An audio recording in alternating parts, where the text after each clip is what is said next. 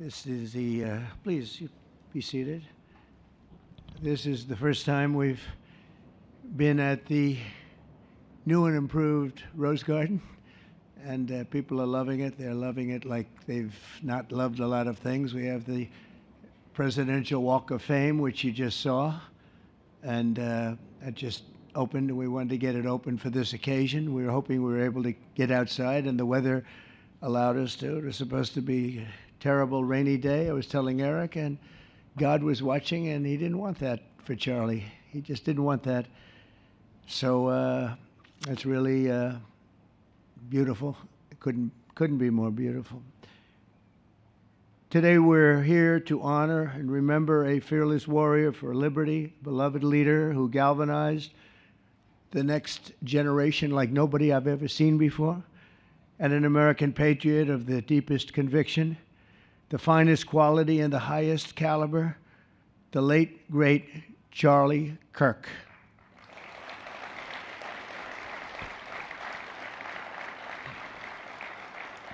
Five weeks ago, our nation was robbed of this extraordinary champion. He was a champion in every way. I got to know him so well. He didn't like losing, and he was able to fight people that were enemies, and he didn't necessarily love those enemies so much. You know, I heard he loved his enemies, and I said, wait a minute, is that the same Charlie that I know? I'm not sure, but I didn't want to get into it. But it was a horrible, heinous, demonic act of murder.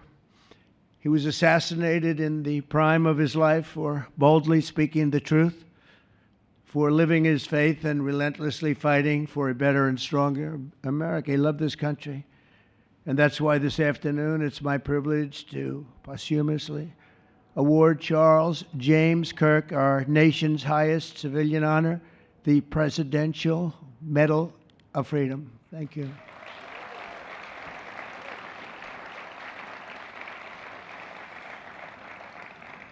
As you know, only hours ago, I returned from a very historic trip to secure peace in the Middle East. People said that couldn't be done. Charlie felt it could be done.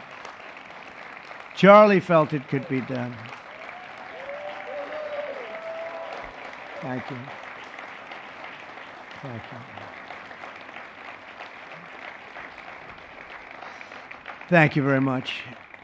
But I raced back halfway around the globe. I was going to call Erica and say, Erica, could you maybe move it to Friday? And I didn't have the courage to call.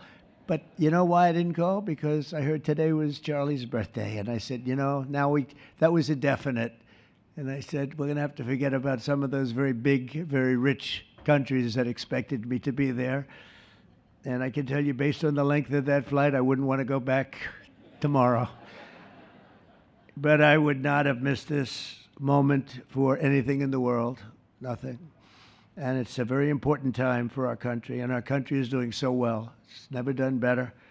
We are a country with almost now $18 trillion of investment coming in. Nobody's ever seen anything like that. Previous administration had less than $1 trillion for 4 years. We have more than 18, it'll be much more than 20 by the time the year, more than $20 trillion. There's never been a country in the world that had anything like that.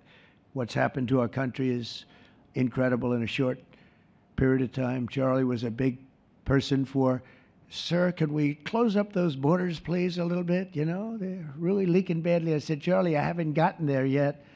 But, you know, it came out last 4 months. Literally nobody was allowed into our country. And the only people that were allowed in were people that came in legally. The borders are absolutely stone cold closed. And they reported 0, 0, 0, and 0. So that's pretty good. But he was a big believer. He wanted people in the country more than I did, frankly. He wanted them to come in legally. And he got his wish. October 14th is Charlie's birthday, and he should have been turning 32 years old. I tell you, when I first met him, he was like 22. And I said, boy, he's awfully young. But I thought he was older than that, you know. He looked a little bit older than his age. That's okay, you know. That's not good when you're old, but when you're young, it's great.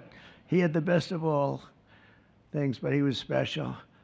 But instead, Charlie is attaining a far more important milestone. We're entering his name forever into the eternal roster of true American heroes. He's a true American hero, an amazing person, way, way beyond his years. And I'm honored to be joined by a woman who has endured unspeakable hardship with unbelievable strength, and that's Charlie's widow, Erica. And I just want to thank you, Erica. He loved you so much. I was with him. Oh, please. Thank you, darling. Thank you.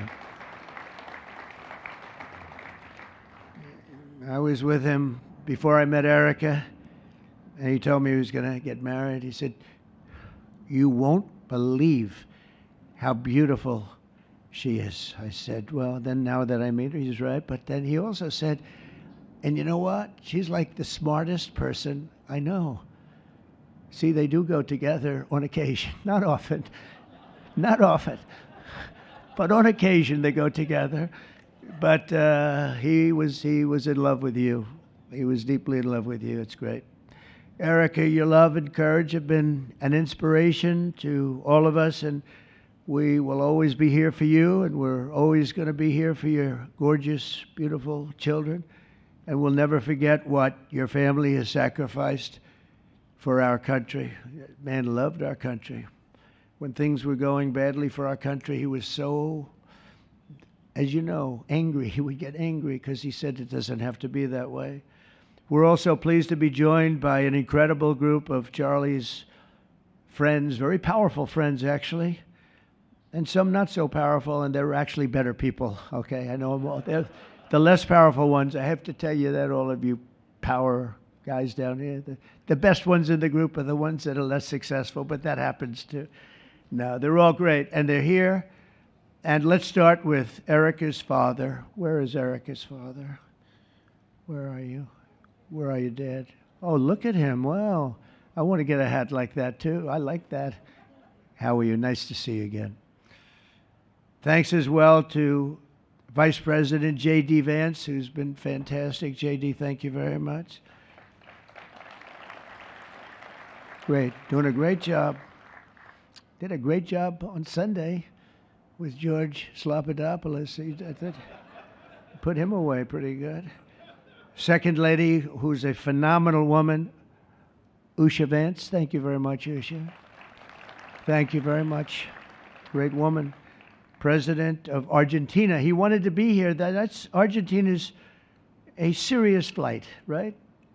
And he's become a superstar, and he's doing amazing things. He's a MAGA person, but it's make Argentina great again. That's what he does, right? And I want you to stand, please, Javier Milei. Doing a great job. Thank you very much. Many members of my cabinet are here. Just about all of them are here. I won't go into every single one of them, but I'll announce a few of the people that have really turned this country around and helped me. Incredible people. Speaker of the House, Mike Johnson. Where is Mike? Mike, what a job you're doing, Mike.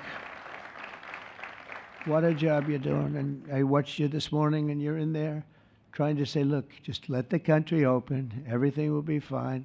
We're dealing with some radical left lunatics. And I would just wish Charlie was here to fight us. I think the fight would have been over already. He would have had a march on the Capitol by people whose average age is about 21, because there's nobody that had that relationship with young people. Right, Mike? So thank you, Mike, for being here. House Majority Leader Steve Scalise. Steve, thank you very much. A brave guy and a friend. House Majority Whip, another terrific man, Tom Emmer. Tom. Thank you, Tom. Senate Majority Whip, John Barrasso. John, thank you very much. You have all these senators. I'm going to get in trouble. I'm not going to read all their names. I'll be reading all day. We'll be talking about Charlie in about 45 minutes from now. We can't do that. So all of the senators, there's so many of you, thank you very much. I do want to thank Senator Thune for doing a terrific job. He's really been leading properly. Do you agree, Mike? The two of these guys have been fantastic. So to Senator Thune, I want to thank you very much. Incredible job. I watched him this morning, and he was out there pounding them this morning on television, too. And John Barrasso, thank you for the work you've done, and congratulations on your success.